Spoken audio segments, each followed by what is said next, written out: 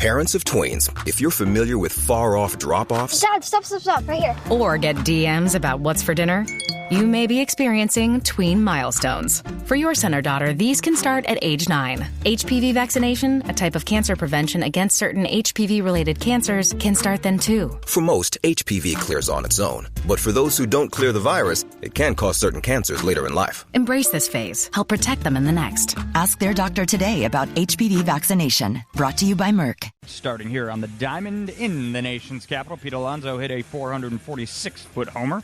Harrison Bader launched a 2-run shot, and the Mets beat the Washington Nationals 6-3.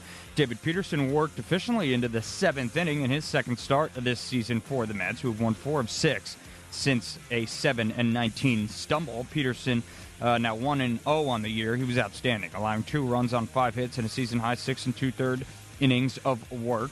He struck out 2, hit 2 batters, and walked 2 while throwing 81 pitches.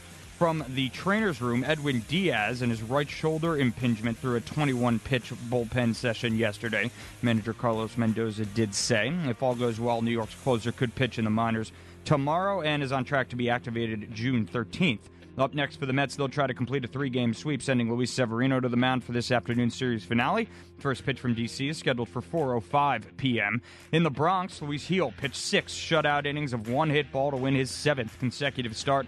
Giancarlo Stanton launched a 2-run homer, and the Yankees beat the Minnesota Twins 5-1 for their 6th straight victory. Aaron Judge played a 2-run double, and Gleyber Torres homered early on a 349-foot drive that glanced off the glove of a leaping Max Kepler at the right field fence.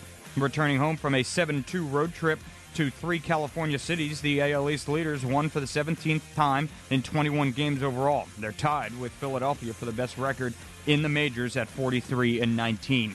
Gil has a .60 ERA in his last 7 outings and is the first pitcher in Yankees history to throw at least 6 innings and allow no more than 1 run in 7 straight starts. In the latest dominant outing of a sensational rookie season thus far, Gil struck out 6, walked 3, and lowered his ERA to 1.82 on the year. He was selected the American League Pitcher and Rookie of the Month for May.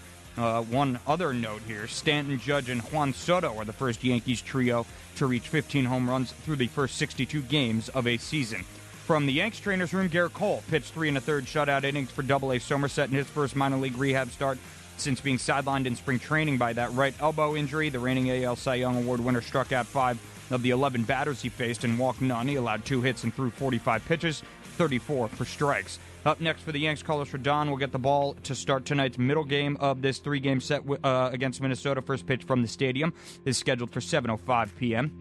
Checking in on our Staten Island Ferryhawks here as well. Last night's game in Gastonia got suspended in the bottom of the 3rd inning with the Honey Hunters leading the Hawks 2-0. That game will resume this afternoon starting at 4 p.m. and tonight's regularly scheduled game at 6:30 in Gastonia will now be a 7-inning contest.